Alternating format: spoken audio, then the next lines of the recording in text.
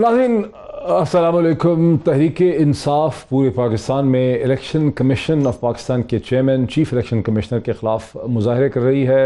कल रात से ही पाकिस्तान के मुख्तलिफ शहरों में इस्लामाबाद समेत दर्जनों बल्कि सैकड़ों कंटेनर सड़कों पे प्लेस कर दिए गए। और बात है कि जब PDM की जमातों ने मार्च में इलेक्शन कमीशन के सामने मुज़ाहरा किया था तो उस वक़्त इस किस्म की कोई एहतियाती तदाबीर इख्तियार नहीं की गई थी और PDM की जमातों को सारी जमातों को इलेक्शन कमीशन के दरवाजे के ऊपर जाकर अपना मुज़ाहरा करने और तकरीरें करने की इजाज़त थी। आज सूरत हाल मुख्तलिफ है, जिसको देख के पॉलिटिकल एनालिस्ट ये समझते हैं कि शायद वो एक फ्रेंडली मुज़ाहरा था और आज का मुज़ाहरा एक अनफ्रेंडली गैर जो है फ्रेंडली मुज़ाहरा है। और इस हवाले से इमरान खान साहब ने अब से चंद घंटे पहले तकरीर करते हुए एक बार फिर मुतालबा किया कि चीफ़ इलेक्शन कमिश्नर राजा सिकंदर सुल्तान अपनी तमाम तर इखलाकी हैसियत खो बैठे हैं। जब मुल्क की सबसे बड़ी नेशनल पार्टी जो फेडरल पार्टी है वही उन पर एतमाद नहीं करती तो उनका अपने ओहदे पे बरजमान रहना और इलेक्शन करवाने की कोशिश करना जो है इसकी अब कोई हैसियत बची नहीं है। एग्जैक्ट वर्ड्स उनके क्या है मैं आपको सुनाता हूँ। चीफ इलेक्शन कमिश्नर है, ये बिल्कुल एक नून लीग का प्लांटेड एजेंट है। हमें इस पे कोई एतमाद नहीं, ये कोई मौका नहीं छोड़ता हमें नुकसान करने का। जब तीनों जमातों की फंडिंग देखी जाएगी, एक जमात की जायज फंडिंग होगी, बाकी दो की नाजायज होगी और वो है तहरीक इंसाफ। इसके पास कोई इखलाकी जवाज नहीं है चीफ इलेक्शन कमिश्नर रहने का। वक्त आ गया कि वो इस्तीफा दें, नहीं तो ये हमारी पार्टी अभी से तैयारी कर रही है इसके खिलाफ सारे मुल्क में मुजाहरे करने के लिए। हमने एक सिग्नेचर कैंपेन करनी है इस इलेक्शन कमिश्नर के खिलाफ, सोशल मीडिया पे करनी है कि ये हमें नामंजूर है। पाकिस्तानी सियासत की रीत बन चुकी है गुज़िश्ता कई माह से कि जब एक तरफ से बोला जाता है तो फिर दूसरी तरफ से उसका जवाब दिया जाता है। जवाब तैयार होता है, चंद मिनटों में ही आता है। और जैसे ही इमरान खान साहब ने अपनी ये डिमांड सामने प्लेस की तो करंट इन्फॉर्मेशन मिनिस्टर जनाब मोहतरमा मरियम औरंगजेब साहिबा ने फौरी तौर पे एक काउंटर रिबटल इशू किया।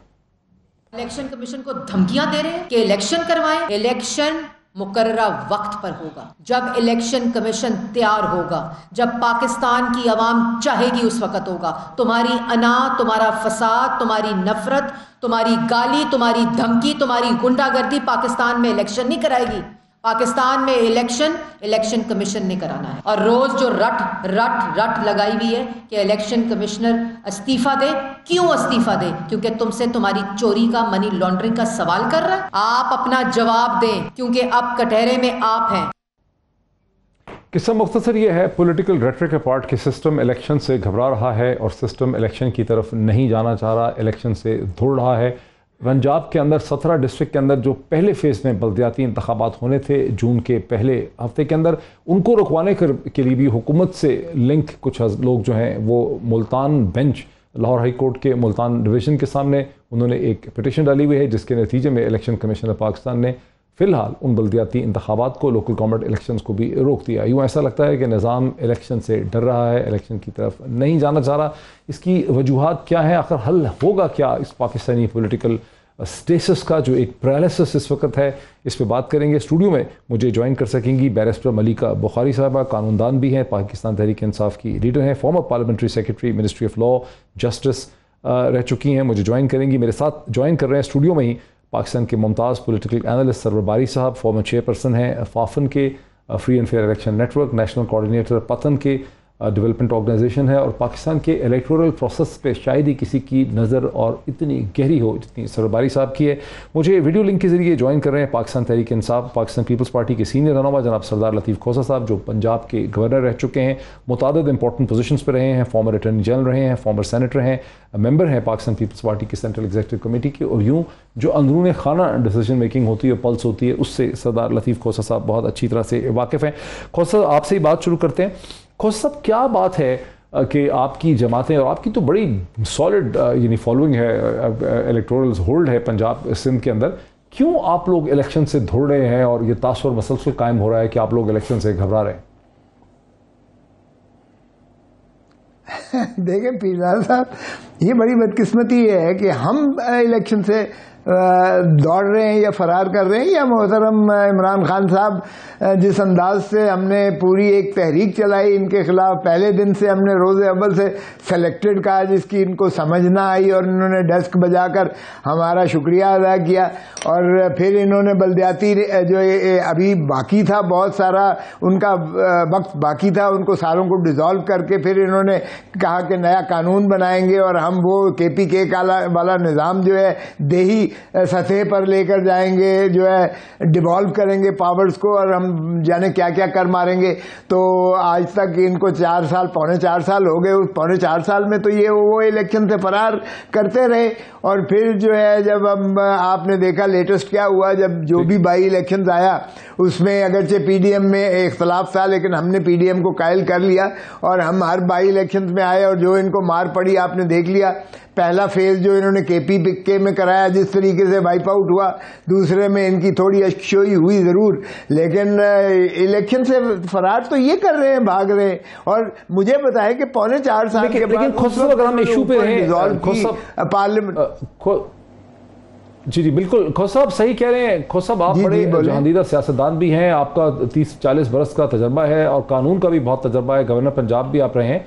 अब मार्च के पहले हफ्ते तक तमाम PDM की जमातों का आर्गूमेंट ये था कि हमें इलेक्शन चाहिए, फिर ये आर्गूमेंट बदलने लग गया, फिर ये आर्गूमेंट था कि हमें 2 महीने में इलेक्टोरल रिफॉर्म्स करनी है, फिर हम इलेक्शन करवाएंगे। अब तो सूरत हाल ये है कि PDM की जमातें ये कह रही हैं कि इलेक्शन जो है वो तो हम अपनी टर्म मुकम्मल करेंगे, हम तो बहुत अर्ली इलेक्शन करवाएंगे तो मार्च में करवाएंगे। हम ये सुन रहे हैं कि आर्मी चीफ की हमने अपॉइंटमेंट करनी है, आर्मी चीफ की जब तक अपॉइंटमेंट नहीं करते उतनी देर तक तो हम असेंबलियाँ नहीं तोड़ सकते, उसके बाद असेंबलियाँ तोड़ेंगे, फिर 90 दिन होंगे, फिर ये बात फरवरी मार्च की है। और जो आपने बाई इलेक्शंस की बात की, उनमें से अक्सर सीटें जीती उन्हीं जमातों की सीटें थीं जिन पे बाई इलेक्शंस हुए। और फिर सेकंड फेज जो हुआ है लोकल गवर्नमेंट इलेक्शन का KP में, वहां तो तहरीक इंसाफ ने बहुत बड़ी कामयाबी हासिल की। अब वो तो हर एक लम्हे में कह रहे हैं कि इलेक्शन करवाओ और आप लोगों की जमातें इलेक्शन से दौड़ रही हैं। सर ये है सवाल।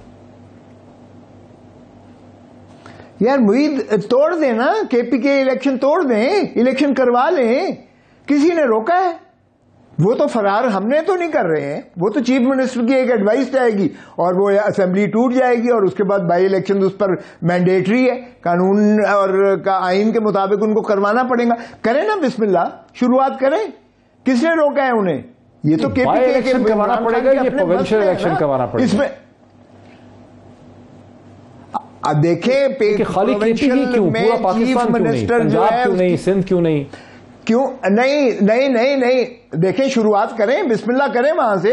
देखें सारा पाकिस्तान जब हम कहते थे और जब तक ये पौने 4 साल वजीर आजम रहे तो ये धुतकार के कहते थे, और फिर ये जो है EVM की जब इन्होंने शुद्धनी छोड़ी तो इलेक्शन कमीशन ने कहा कि ये तो एक मैनिपुलेटिव डिवाइस के जरिए ये करना चाहते हैं, इलेक्शन को मैनिपुलेट करना चाहते हैं। हमने भी मुस्तरद किया और जो है इलेक्शन कमीशन ने भी उसको मुस्तरद किया, और इलेक्शन कमीशन ने कहा मैं 16 मरतबा इनको लिख चुका हूं कि हमें जो है दीजिएगा, फंड्स दें वगैरह वगैरह, और इलेक्शन PTI की हुकूमत ने जवाब तक देना गवारा नहीं किया। एक आईनी इदारे को, जो आईनी इदारा अपने फराइज मनसबी, अपने इलेक्टोरल प्रोसेस की जो है तरफ गामजन होने के लिए मांग रहा था, ये उन्होंने ना फंड्स दिए मोहतरम इमरान खान की हुकूमत में, ना 16 मरतबा उनका जवाब तक नहीं दिया है। और पौने 4 साल में इनको किस चीज ने रोका था? ऊपर से एक एडवाइस प्राइम मिनिस्टर की जाती और असेंबलीज टूट जाती। हम तो इलेक्शन मांग रहे थे,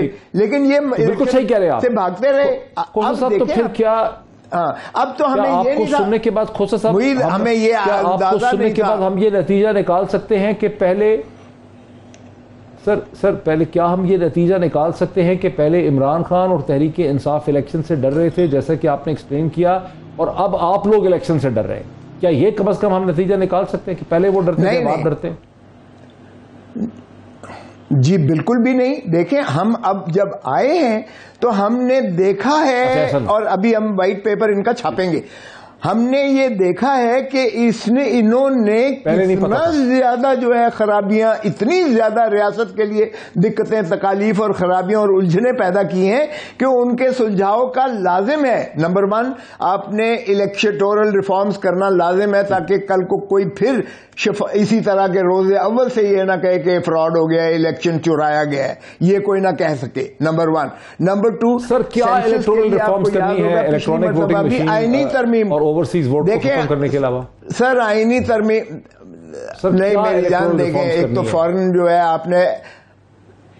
आप इलेक्टोरल रिफॉर्म सबको बिठा के करेंगे ना। नंबर 1, आपने फॉरेनर्स, अपने एक्सपैट्रिएट पाकिस्तानीज को दिया, उनका कोई मैकेनिज्म नहीं ड्रॉ किया है, क्योंकि हमारा जो 80 लाख के करीब बाहर जो है पाकिस्तानी, जो हमारे दिल के बहुत करीब है और जिनकी दिल की धड़कनें पाकिस्तान से वाबस्ता हैं और जो हमारे फॉरेन रेमिटेंसेस भेजते हैं, उनको अभी तो मैकेनिज्म तैयार करना है किस तरीके से उनका जो है वोटिंग का पैटर्न होगा। क्या उनको अलहदा आपको कॉन्स्टिट्यूंसीज बनाएंगे या एक आदमी जो है वो कराची का है, एक मलीर का है, एक डेरा गाजी खान का है, एक राजनपुर का है, एक जामपुर का है, क्या वो इस तरह से बिखरे हुए वोट अपने डालेंगे या उनके लिए आप हल्का बंदियां बना के जिस तरह आजाद कश्मीर का है आप उनको देंगे? फिर आपके जो वजीरिस्तान का जो शामिल हुआ है पाकिस्तान के अंदर, जो केपीके का हिस्सा बना है, देखें इलेक्शन कमीशन ने सुप्रीम कोर्ट में कहा है, उन्होंने कहा 7 माह चाहिए। जो इलेक्शन कमीशन ने पाकिस्तान सुप्रीम कोर्ट में कहा है, सुप्रीम कोर्ट के सामने उन्होंने 7 माह मांगे। बड़ा जबरदस्त उन्होंने 7 माह मांगे। आपकी पोजीशन जो है ना सर बड़ी खुल के, आपकी पोजीशन बड़ी खुल के सर आपकी पोजीशन बड़ी खुल के सामने आ गई है। जरा मुझे एक इलेक्शन एक्सपर्ट को इसमें लाने दीजिए। सर बारी साहब, आपने पाकिस्तान के इलेक्टोरल प्रोसेस को बहुत करीब से देखा, स्टडी किया, आपका ये पैशन है, आपको क्या समझ आ रही है कि ये लोग पार्टीज इलेक्शन से घबरा रहे हैं या वाकई कोई इलेक्टोरल रिफॉर्म ऐसी करनी है जिससे कुछ पता नहीं बहुत बड़ा कुछ हो जाएगा? देखिए, मुझे हैरानगी होती है ये सुनकर के मज़ीद इलेक्टोरल रिफॉर्म्स की ज़रूरत है, और ख़ास तौर पर जब हुकूमती जमातें जो हैं वो कहती हैं कि इलेक्ट्रॉनिक वोटिंग मशीन और जो आई वोटिंग है उसका कोई मैकेनिज्म नहीं है, वो बनाना है। उसके आई वोटिंग क्या है? इंटरनेट वोटिंग जो ओवरसीज़ पाकिस्तान के लिए है। ठीक। लेकिन पहली बात तो ये है कि 2017 का जो इलेक्शंस एक्ट है वो इन्हीं जमातों ने और PTI ने मिलकर कई महीने जो है उस पर मुहित एक प्रोसेस हुआ, उसकी 2 दर्जन के लगभग मीटिंग्स हुई और उनमें ये तय हुआ कि आई वोटिंग और जो EVM है उसका इस्तेमाल किया जाएगा। और फिर 2018 के इंतखाबात के बाद जो ज़िमनी इंतखाबात हुए उसमें सुप्रीम कोर्ट ने इलेक्शन कमीशन को ऑर्डर किया कि वो जो मे का लफ्ज़ लिखा हुआ है कानून में उसको शेल के तौर पर देखा जाए और जो ओवरसीज़ पाकिस्तानीज हैं उनके लिए आई वोटिंग का राइट निकाला जाए। और उसके मुताबिक ओवरसीज़ पाकिस्तानीज के लिए इलेक्ट्रॉनिक वोटिंग मशीन्स नहीं चाहिए, उनके लिए एक अलग मैकेनिज्म है, उनके लिए आई वोटिंग है। उन्होंने अपने आप फरमा रहे हैं कि वो कहाँ जाएंगे उनके वोट मियाँ वाले? वो 2018 के बाद जो ज़िमनी इंतखाबात हुए 2-3 दर्जन के लगभग, उन इंतखाबात में सुप्रीम कोर्ट के हुक्म के तहत जो है वो बाकायदा आई वोटिंग के ज़रिए ओवरसीज़ पाकिस्तानीज़ ने अपने आप को रजिस्टर किया जिस हल्के से उनका तअल्लुक था, और उन्होंने उस कॉन्स्टिट्यूंसी में जहां उनका परमानेंट एड्रेस है वहां पर उन्होंने रजिस्टर किया और सऊदी अरेबिया में, UAE में और UK में और USA में, कनाडा में बैठ के उन्होंने वोट डाला। तो ये कहना कि कोई मैकेनिज्म नहीं है, वो मैकेनिज्म तो बन गया था, उसकी रिपोर्ट भी बन गई थी। और इसी तरह EVM का इस्तेमाल भी जो NA4 है उसमें हुआ था, उसकी रिपोर्ट के ऊपर इलेक्शन कमीशन बहुत अरसे तक बैठा रहा। बिल आखिर वो रिपोर्ट जो है वो नवंबर 2021 में जारी करनी पड़ी, क्योंकि राइट टू इंफॉर्मेशन एक्ट के तहत किसी ओवरसीज़ पाकिस्तानी ने वो इनसे अपील की थी कि हमें वो इंफॉर्मेशन, वो रिपोर्ट दी जाए। वो रिपोर्ट मौजूद है इलेक्शन कमीशन की वेबसाइट पर, अब मौजूद है, पहले नहीं थी।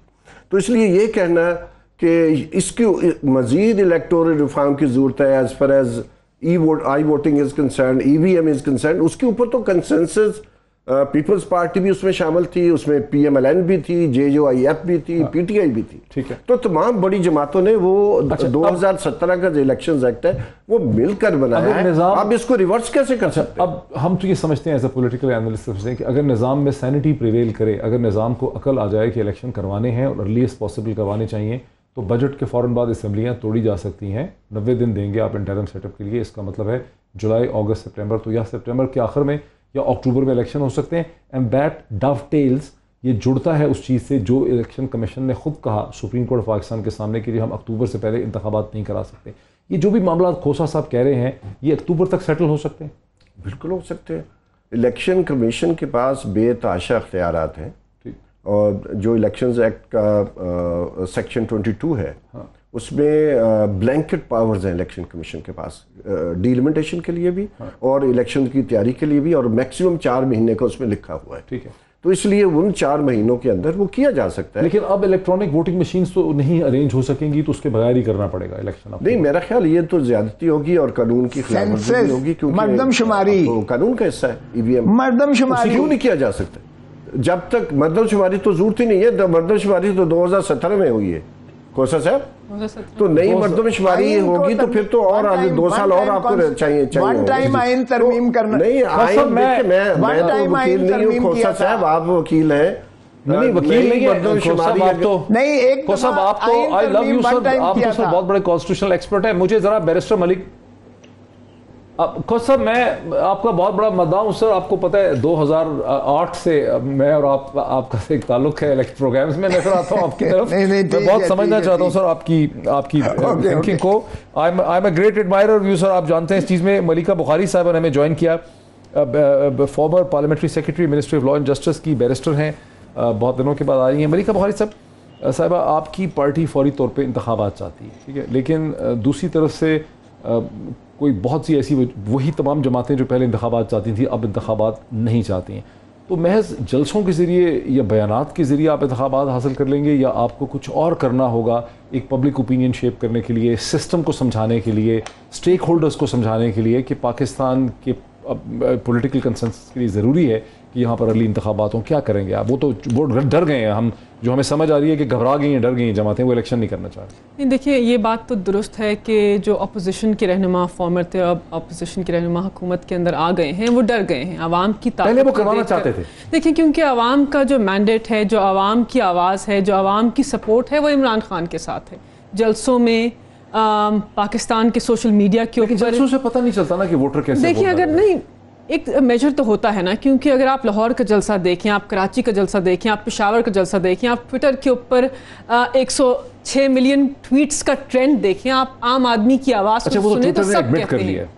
बिल्कुल, वो तो आज एडमिट हो गया कि 106 मिलियन ट्वीट्स ट्विटर की तारीख का सबसे बड़ा ट्रेंड है। इम्पोर्टेड हुकूमत नामंजूर। तो हर पाकिस्तानी की आवाज़ है कि आपने पाकिस्तान के ऊपर एक ऐसे वज़ीर आज़म को मुसल्लत किया है, अगयार के साथ मिलकर मुसल्लत किया है, जिसकी कोई कानूनी हैसियत नहीं है। प्रूव नहीं हो सकता ये, लेकिन ये पॉलिटिकल इंप्रेशन। आप एक एनालिस्ट हैं, आप एक मायानाज एंकर हैं, ये आपका तज्जिया हो सकता है, लेकिन हमारा ये यकीन है। मैं कह रहा हूँ कि मैं तज्जिए से साबित कर सकता हूँ, इसको आप डॉक्यूमेंट्री प्रूफ तो नहीं कर सकते कि प्राइम मिनिस्टर इंपोर्टेड है। देखिए, क्या 3 बातें हैं। 2 नेशनल सिक्योरिटी कमेटी की मीटिंग्स हुई। हम इशू से डाइग्रेस करें क्योंकि आपका सवाल मुख्तलिफ था, लेकिन ये ऑन रिकॉर्ड आना ज़रूरी है कि 2 नेशनल सिक्योरिटी काउंसिल की मीटिंग्स हुई।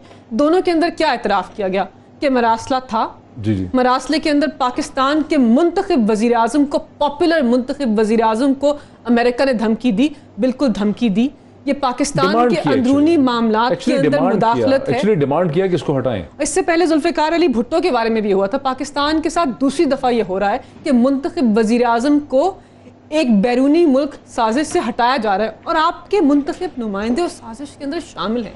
तो पाकिस्तान के अवाम इसको नहीं मानते। ये पाकिस्तान की खुददारी और सॉवरेनिटी की बात है। अब ये सिर्फ इमरान खान की बात नहीं रहेगी, पाकिस्तान तहरीक इंसाफ की बात। देखिए, निज़ाम तैयार नहीं है, रेजिस्ट कर रहा है। ताकत का सरचश्मा आवाम है।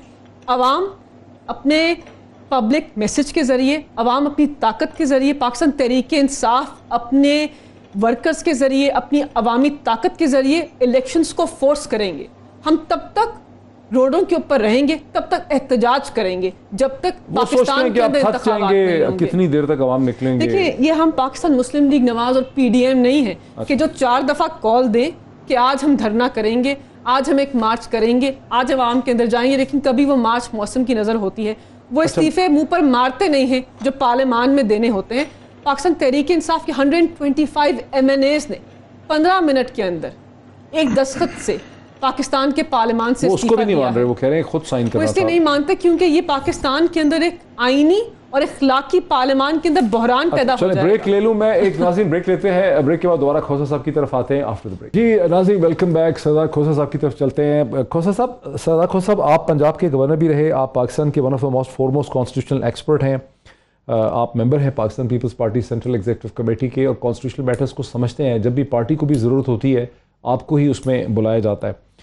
आपने इलेक्शन के हवाले से जो बातें की सर, उसका जवाब भी दे दिया है यहाँ पर फाफिन के एक्स सरबरा ने कि ये इशू सारे के सारे चंद दिनों या हफ्तों में रिजॉल्व हो सकते हैं। क्या फिर हम तवक्को करें कि सर असेंबलीज टूट जाएंगी जून के बजट के बाद और अक्टूबर में इंशाल्लाह ताला ये मुल्क जो इलेक्शन मान रहा है वो इलेक्शन की तरफ जा सकेगा? एक तो जिस तरह इमरान खान ने कहा था, एब्सोल्युटली नॉट, ये नहीं होगा। दूसरी बात सुन लीजिएगा, देखें इलेक्शन एक्सपर्ट ने तो बड़ा आराम से कह दिया, हम कोई आपने खुद कहा कि इलेक्शन कमीशन को 6-7 महीने चाहिए, तो फिर एब्सोल्युटली नॉट क्यों? आप सुन तो लें, खुद कहा कि इलेक्शन कमीशन को 6-7 महीने चाहिए, अक्टूबर ही तो मांगा था उन्होंने। इलेक्शन कमीशन ने मांगा था। सुन लें जरा प्रैक्टिकल डिफिकल्टीज मैं आपको गिनवा देता हूं। एक तो ये है कि हम प्रोपोर्शनल रिप्रेजेंटेशन वाला हमारा इलेक्टोरल प्रोसेस नहीं है, हमारा कॉन्स्टिट्यूंसी पॉलिटिक्स है। अब मुझे बताएं कि बाहर का जो वोटर है उसको पता भी है कि राजनपुर में कौन खड़ा हुआ है और रुझान में कौन खड़ा हुआ है और दुनियापुर में कौन खड़ा हुआ है और नवाबशाह में कौन खड़े हुए हैं, और वो देखें, ये आपको कॉन्स्टिट्यूएंसीज उनकी ही बनानी पड़ेंगी। यूरोप की बना लें, अमेरिका की बना लें, आप जो है मिडिल ईस्ट की बना लें, आप हम चाहते हैं पाकिस्तानी अपना जो है नुमाइंदगी उनकी होनी चाहिए, लेकिन ये जो कॉन्स्टिट्यूएंसी पॉलिटिक्स में 10 उधर है, 15 उधर है, 20 उधर है, 25 उधर है, इस तरह से वोटिंग नहीं होगी। ना उनको पता है कि उधर कौन होता है, किसको देना है। ये प्रोपोर्शनल रिप्रेजेंटेशन में जहां आप पार्टीज को वोट देते हो, जहां उस सिंबल को वोट देते हो, वो तो समझ आती है कि आपने पार्टी को वोट दे दिया, चले पार्टी ने आगे से नामजद कर दिए, नॉमिनेट कर दिए, एक पैनल दे दिया, उस पर हो गए। या प्रेसिडेंशियल फॉर्म ऑफ गवर्नमेंट है, आपका प्रेसिडेंट खड़ा हुआ है, आपने ए को देना है या बी को देना है, वहां समझ। आपकी सजेशन क्या है? नंबर 2 देखिएगा, आपका सेंसस होने हैं, आपको हल्का बंदियां बनानी पड़ेंगी। अगर आपने, मेरी सजेशन ये है कि आपको हल्का बंदियां बनानी पड़ेंगी। यूरोप में जितने हैं रहते हैं, आपको वहां हल्के बनाने पड़ेंगे, यूके में बनाने पड़ेंगे, यूएई में, मिडिल ईस्ट में बनाने पड़ेंगे, अमेरिका में बनाने पड़ेंगे। ये आप 15 सीटें दें, 20 सीटें दें, 50 सीटें दें, जितनी आपकी पॉपुलेशन के मुताबिक होती है वो आप जरूर दीजिएगा पाकिस्तानी को। वो मीनिंगफुल होगी, वो उनकी जाहिर है कि स्ट्रेंथ होगी और वो कंट्रीब्यूट करेंगे आपकी। इस तरह बिखरा हुआ आपका नहीं हो सकता। नंबर 1। ठीक है, अच्छा मुझे जो समझ आई है मैं इस पे डिस्कस कर ये। अच्छा नंबर 2। दूसरा ये है कि सेंसस में आपने मार्जिनलाइज, सिंध में मार्जिनलाइज किया। सेंसस में आपकी बेनजीर के हल्के से, यानी नवाज उधर से लाड़काने से 80,000 वोट एक हल्के से स्लाइस हुआ। और सिंध सारा नाला है और एमक्यूएम बहुत ज्यादा नाला है कि कराची की, तो उसका हल आप क्या सेंसस करवाना चाहते हैं? तजावज कर गई। सेंसस मैं नहीं करवाना चाहता, सारी पार्टियां एमक्यूएम समेत कहती है, और पीटीआई ने एग्री किया। उनकी डिमांड ये थी कि आपने आज तक सेंसस क्यों नहीं करवाया जबकि ये एजेंडे पर मौजूद है। अच्छा फिर देखिए, क्या ये कह रहे हैं सर कि पहले सेंसस करवाना होगा फिर इलेक्शन होगा? वो तो आईनी तकाजा भी है, क्योंकि वन टाइम इन्होंने अमेंडमेंट की थी और वो प्रोविजनल लिस्ट को उन्होंने हतमी करके तो इलेक्शन करवाया था। प्रोविजनल लिस्ट सर हैरान हो रहे होंगे लोग सुनने वाले। खोसा साहब नई बात कर दी है, ये तो ब्रेकिंग न्यूज है। आप कह रहे हैं कि पहले पीटीआई ने क्या किया? पीटीआई ने 5 साल में क्या किया? कह रहे हैं कि पहले सेंसस करवाना होगा फिर इलेक्शन होगा। 4 साल में पीटीआई, यस लाजिम है, ये करवाना पड़ेगा। नंबर 3 समझना चाह रहा था कि क्लियर हो जाए बात। क्या पीपल्स पार्टी का मौकफ ये है कि पहले नया सेंसस करवाना होगा? ये मौकफ है सर पाकिस्तान पीपल्स पार्टी का? सिर्फ पीपल्स पार्टी नहीं कह रही है, ये बेसिक जो है डिमांड ये एमक्यूएम की है। एमक्यूएम के साथ एग्री किया पीटीआई ने, और ये आईनी तकाजा भी है, क्योंकि प्रोविजनल लिस्ट पर पहले इन्होंने कहा था कि हम जो है रैंडम इतने की जो है उसमें करवाएंगे। ये डिमांड अभी तक आई तो नहीं है, इंक्वायरियां करवाएंगे। आप लोगों की जमातों की तरफ से ये ऑफिशियली डिमांड आई तो नहीं है सर? आई तो नहीं है ये डिमांड, ये तो आप ही कह रहे हैं सर। चूंकि एमक्यू देखें, सारी पार्टियों ने एग्री किया है, बलोचिस्तान ने एग्री किया, उनको भी मार्जिनलाइज किया गया, केपीके ने एग्री किया, सिंध ने एग्री किया, एमक्यूएम ने पीटीआई के सामने किया, पीटीआई ने एग्री किया उनके साथ, और ये जो है इन्होंने कहा पहले सेंसस होगा, पीटीआई ने एग्री किया। ये बैठी हुई है, और ये जो सेंसस आप करवाना चाहते हैं सर, इसके लिए कितना वक्त चाहिए? अच्छा, तो इसके लिए लामहला अच्छा चले सर, मैं इसको आगे, ठीक है आपकी बात समझ आ गई। बेसिकली तौर पे वो तो कह रहे हैं कि सेंसस भी करवाना है, एक तो ओवरसीज वोट का मसला है कि ओवरसीज वोट मुझे तो समझ आई है, वो ये कह रहे हैं तीसरी बात ये है कि इलेक्शन हल्कों में बखेरा नहीं जा सकता, उनका कोई कुछ कॉन्स्टिट्यूंसीज बना दें 3-4 कि ये इंग्लैंड की सीट है, ये इसकी सीट है। देखिए, पहली बात तो ये है कि एक सिंपल बात है कि एक दुनिया में कोई इलेक्शन नहीं होता कैंपेन के बगैर। क्या सऊदी अरब में अगर आप कहें जी हमने 6 हल्के बना दिए हैं, हाँ। और वहाँ पर फिर वो जो कैंडिडेट होंगे उनको अपनी कैंपेन करनी पड़ेगी? क्या सऊदी अरेबिया या यूएई या कतर पाकिस्तान के शहरियों को इजाज़त देगा कि वहाँ जुलूस निकालें, वहाँ कैंपेन करें अपने, और बगैर कैंपेन के दुनिया में कोई इलेक्शन नहीं होता? चाहे बार एसोसिएशन का वोट डालना होगा, नहीं पहले हो चुका है ये आपको पता है। 2018 के इलेक्शंस के बाद जो ज़िमनी इंतखाबात हुए, उसमें सुप्रीम कोर्ट के हुक्म की बिना पर ओवरसीज पाकिस्तानियों ने वोट डाला, उन्होंने अपने आप को रजिस्टर्ड किया। अगर कोई इस्लामाबाद का शहरी है, उसने इस्लामाबाद के हल्के ही में वोट डाला था। इसी तरह जो सऊदी अरब में कोई बैठा है शख्स और वो डीजी खान से उसका तल्लक है, तो उसने अपने आप को रजिस्टर्ड किया था डीजी खान के हल्के के लिए। क्योंकि ये एक मंतक जो मेरी समझ से बालत आ रहा है कि दुनिया में कैसे इलेक्शन हो सकते हैं कि आप बाहर के जो शहरी हैं उनको कहें अच्छा जी ये ब्रेडफोर्ड में एक हम हल्का बनाते हैं, यहाँ ब्रेडफोर्ड में लोग जुलूस निकालेंगे, पार्टियां चलेंगी, और जो जद्दा में है वहाँ लोग मुजाहरे करेंगे, जुलूस करेंगे। ये कौन इजाजत देगा? मतलब इतने मेरे दोस्त जो सदात खोसा साहब है भोले नहीं हो सकते। और दूसरे तो नहीं है सर, आपको भोला तो खैर नहीं कोई समझता, ये तो नहीं आप इल्जाम लग सकता। ये कि प्रोविजनल जो सर भोले का जो वो कह रहे सर कि भोला होने का इल्जाम तो सरदार लतीफ खोसा पे नहीं लग सकता, कोई और वजह होगी सर जो आप कह रहे हैं। और दूसरी बात नहीं आजाद कश्मीर के इलेक्शन होते नहीं है। अब तो रिजल्ट जो है सेंसस 2017 का सेंसस अब प्रोविजनल, आजाद कश्मीर और सऊदी अरब में तो बड़ा फर्क है सर। वो तो जी इलेक्शन करवाना चाह रहे हैं, उन्होंने तो छक्का मार दिया सर। अब ये तो बॉल नीचे उतरेगा, इसमें तो उनको कम से कम 1.5-2 साल चाहिए। सेंसस भी करवाना चाह रहे हैं और ओवरसीज वोट पे भी उनको मसला है। देखिए दो बातें, ओवरसीज वोट पे तो इनका मसला, मुझे तो अफसोस हो रहा है कि खोसा साहब एक सीनियर कानूनदान है, एक सीनियर सियासतदान है, और ये आवाम की पल्स को समझते हैं। ये जानते हैं कि पाकिस्तान से बाहर मुकीम जो ओवरसीज पाकिस्तानी हैं वो बाहर ममालिक में रहते हैं, लेकिन उनका दिल, उनके इंटरेस्ट और उनकी सारी जो इन्वेस्टमेंट्स हैं ज़्यादातर बेशतर पाकिस्तान में करते हैं। पाकिस्तान को रिकॉर्ड 30 अरब की तरसीलाते ज़र भेजी पाकिस्तान से प्यार करने वाले, मोहब्बत करने वाले ओवरसीज पाकिस्तानी ने। तो आज इनका ये कहना कि उनका पाकिस्तान के जमहूरी निज़ाम ने, मैंने तो यही इनके अखज़ किया है इनकी बातों से, कि उनका पाकिस्तान के जमहूरी निज़ाम के अंदर कोई स्टेक नहीं, उनके अलग हल्के बना दें, इंग्लैंड का उसका तो ये गलत बात मुझे मुकम्मल करने दें। आपकी गुफ्तगू से मैंने अखज़ किया है, शायद आप देखें। नहीं मेरे देखिए खोसा साहब, मुझे आपने जो बातें की उससे ये आंसर पेश हुआ कि आप पाकिस्तानी ओवरसीज पाकिस्तानी को पाकिस्तान के जमहूरी निज़ाम में स्टेक नहीं देना चाहते। आप किस चीज़ से भाग रहे हैं? ओवरसीज पाकिस्तानी अपनी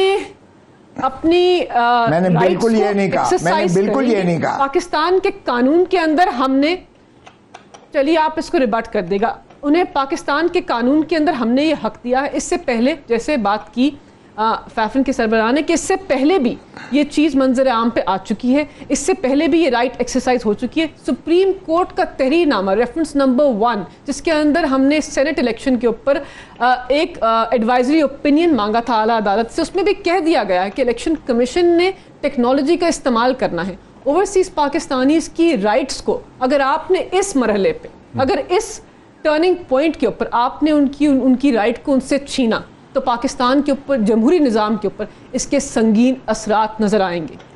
ओवरसीज पाकिस्तानी सेंसस का क्या करेंगे? देखिए सेंसस के ऊपर अभी इस वक्त डीलिमिटेशन की जो बात हो रही है जिसके ऊपर इलेक्शन कमिश्नर ने कहा कि हम डीलिमिटेशन कराएंगे। डीलिमिटेशन एक चीज है, वो पूरा सेंसस ही करवाना चाह रहे हैं। अब वो तो इन्होंने एक नया पंडोरा बॉक्स खोल दिया है ना इन्होंने आपके टॉक, उसके ऊपर तो हम ऊपर इलेक्शन 2018 के हुए, वो खोसा साहब उसके ऊपर, लेकिन उसको अब तो प्रोविजनल रिजल्ट नहीं रहे, अब तो फाइनल हो गया। एग्जैक्टली उसके ऊपर तो हमने अप्रूवल दे दिया। तो अब इसको कहना कि दोबारा सेंसस कराएं, अब एक नया पेंडोरा बॉक्स खोल रहे, एक नई चीज मंजर आम पर लेकर आए, तो हम तो इसको ना ही समझते। आपने माना था, नॉट तो इमरान खान ने कहा था, यहाँ पे तो ऐसा लगा एमक्यूएम से आपने माना था, हुकूमत की काम पे टांग रही हैं वो पाकिस्तान की आवाम के सामने। देखें खोसा साहब, बात यह है कि अगर आपके पास मकबूलियत है, अगर आप आवाम की अदालत में जा सकते हैं, तो पाकिस्तान की आवाम आपसे 12 इलेक्शन मांग रहे हैं। वो कह रहे हैं कि हमें ये हुकूमत नामंजूर है, ये तर्ज सियासत नामंजूर है, ये आईनी अखलाकी तौर पर आपका मैंडेट नहीं है। आप कह दें कि एमक्यूएम के साथ आपने एग्री नहीं किया, को आपने लोटा रस्सी से मैं एक नहीं, हमने देखिए खोसा साहब बिल्कुल सही कह रहे हैं। नहीं, आप कह दें कि एमक्यूएम के साथ आपने एग्री नहीं किया। हम डिजिटल सेंसस करेंगे कराची का नहीं, पूरे पाकिस्तान, पूरे पाकिस्तान ये कैसे करेंगे? पीटीआई की गवर्नमेंट ने कहा था कि हम करेंगे डिजिटल सेंसस, उसके लिए पैसे भी एलोकेट हो गए। डिजिटल सेंसस का मतलब क्या है? ये यानी कि पहले तो हाथ से लिखे जाते थे ना, फॉर्म तैयार किए जाते, अब क्या होगा? अब आपके पास वो सिस्टम होगा, उसके ऊपर सारा डेटा होगा ताकि उसको प्रोसेस जल्दी किया जाए। उसको कितने महीने चाहिए या हफ्ते चाहिए करने के लिए? नहीं, जाहिर है दुनिया भर में सेंसस जो है बहुत सारे मुल्कों में तो एक दिन में होता है। एक दिन में? टर्की में वो 48 घंटे के लिए, टर्की में 48 घंटे के अंदर सेंसस। लेकिन पाकिस्तान तो दुनिया का हिस्सा नहीं, आप हफ्ता लगा लें। अच्छा, हाँ, दुनिया में अच्छा खोसा साहब, हम डिजिटल सेंसस पे भी ये लोग एग्री कर गए हैं। मैं एक अलग आपसे चीज पूछना चाहता हूं सर, मैंने तो कहीं आते मज़हबी ख्याल से मैंने बड़े क्रेडिबली ये सुना था कि असल मसला ये सेंसस में ये था कि पीपल्स पार्टी को धड़का लगा हुआ है कि कराची और हैदराबाद की आबादी अगर सही काउंट हो गई तो उनकी आबादी इतनी ज्यादा निकल आएगी कि इंटीरियर सिंध की आबादी रह जाएगी थोड़ी, और जो पॉलिटिकल सेंटर ऑफ ग्रेविटी है वो कराची और हैदराबाद की तरफ चला जाएगा। अगर आपके एमक्यूएम से इतने ताल्लुकात हैं आजकल अच्छे, तो पूछें एमक्यूएम के तमाम मेंबरान आपको यही बात बताएंगे। मैं तो टीवी के ऊपर कह रहा हूं सर, ये आप कंफर्म कर लें, एमक्यूएम के सारे लोग ये बिलीव करते हैं कि जब आबादी सही काउंट हो जाएगी सिंध की, तो सारी सीटें कराची हैदराबाद की चली जाएंगी। पीपल्स पार्टी को मंजूर है? आबादी उनकी आपने खुद कहा इलेक्शन मॉनिटरिंग सेल का इंचार्ज था, आबादी मान लेंगे। मैं खुद सर, हम बिल्कुल मानने को तैयार हैं जो है हमारी। देखें, कराची को मार्जिनलाइज किया गया, उसकी सीटें कम की गई। तो मैं आपको बता रहा हूं कि पीपल्स पार्टी को मार्जिनलाइज करने के नहीं सर, आप करने दें, हम तो चाहते हैं करें। ये एक दिन में कहते हैं, एक हफ्ते में कहते हैं, डिजिटल सेंसस चाहते हैं, मिलेंगी कराची हैदराबाद से? देखें सर, आप फिक्र ना करें, आप देखें कि हम 2/3 लेकर आएंगे उधर से। 2/3 पहले भी हैं हमारे पास, हम 2/3 से ज्यादा लेंगे। और दूसरी बात मैं आपको बताऊं मोहित के ये बात कर रहे हैं ना, कराची और हैदराबाद में पीपल्स पार्टी को कहां वोट मिलेगा सर? और सर, जो पीटीआई अगर 14 सीटें जो जाली ले सकती है और वो एमक्यूएम चीफ को पुकार कर रही है, जरा पूछ लें पीटीआई के जितने एमपीएस और एमएनए वहां से बने हैं, ये एक भी इनका नहीं बनेगा। आप देखते तो जाएं जरा। बात करते हैं जलसे जुलूसों की, जलसे जुलूसों ने अगर फैसले करने होते तो वो जो है ना जो अपना लब्बैक तहरीक लब्बैक के ज्यादा बड़े जलसे आते रहे हैं। और जलसे जुलूसों की अगर पर फैसले करने हैं ना, तो फिर इस मुल्क में ले आए अफरा तफरी, और फिर इस मुल्क में जो है आप ले आए खाना जंगी लेकर आ जाएं। फिर ये पीटीआई क्यों भागती है, पार्लियामान से क्यों भागती है? 16 खत लिखे हैं इलेक्शन कमीशन ऑफ पाकिस्तान ने, 16 खत, 16 खतों का एक का जवाब नहीं दिया। क्यों ये फंड नहीं दिए? क्यों इन्होंने सेंसस नहीं करवाया? क्यों इन्होंने हल्का बंदी नहीं करवाई? इलेक्शन कमीशन जो इन्होंने खुद बनाया था, आज उसी के खिलाफ 2013 के इंतखाबात में, 2008 के इंतखाबात में सर, 2018 के आपने कहा जाली है, मान लेते हैं। 2013 के इंतखाबात में, 2008 के इंतखाबात में, 2002 के इंतखाबात में कराची से पीपल्स पार्टी ने कितनी सीटें निकाली? सर वो देखें, हमारे एक दफा तो 17 सीटों पर भी हमें लाके खड़ा कर दिया गया था जब शहीद रानी बेनजीर भुट्टो जब लीडर ऑफ द ऑपोजिशन बनी थी। छोड़ दें, हमारे खिलाफ तो होता रहा है, लेकिन 97 के इलेक्शन की बात कर रहे हैं पीपल्स पार्टी में, शहीदों की जमात में। जी मैं अर्ज कर रहा हूं, इसलिए ये रिजल्ट्स की मुझे मत बताएं। आपको पता ही है कि कौन कौन से फैक्टर्स यहां होते हैं। मैंने जो एक 600 2008 में तो सर आप डोमिनेंट पार्टी थे। और सर मैंने वो सारा बनाया था, उस वक्त डोनाल्ड स्पेंसर आया हुआ था, एक जीते हैं। बीबी शहीद होने की वजह से हमारा ये कर नहीं सका। मुशर्रफ फिर साइडलाइन हो गया बिकॉज उसके बाद बीबी को शहीद करने के बाद उसकी गिरफ्त खत्म हो गई थी, उसका मॉरल फाइबर खत्म हो गया था मुशर्रफ का। मुशर्रफ ने जो मर्डर करवाया था आज तक वो मफरूर है उस केस में, बीबी के मर्डर केस में। जो है वो तो हमने अगर पाकिस्तान, मुझे तो लग रहा है कि फिर भी होंगे अक्टूबर में। मेरा ख्याल अक्टूबर में इलेक्शन लाजमी होंगे, इलेक्शन जरूर होंगे और ये पाकिस्तान की आवाम की डिमांड है। बहुत शुक्रिया बैरिस्टर मलिका बुखारी साहिबा का, सरदार लतीफ़ खोसा साहब का, सरवर बारी साहब का। लास्ट वर्ड मैं अपना एनालिसिस दे दूं as a serious political analyst. मेरा नहीं ख्याल कि इलेक्शन अक्टूबर से आगे जा सकेंगे। कुछ भी कर लें पाकिस्तान की सियासी जमातें, एक पल्स डेवलप हो रही है, उसकी एक लॉजिक है, उसकी एक मंतक है। दुनिया की कोई ताकत लॉजिक और मंतक से बड़ी नहीं है। लॉजिक और मंतक का ताल्लुक मैथमेटिक्स से है। सारा जोर लगा रहे हैं, इलेक्शन अक्टूबर से आगे नहीं जा सकेंगे। That's it. Thank you so much.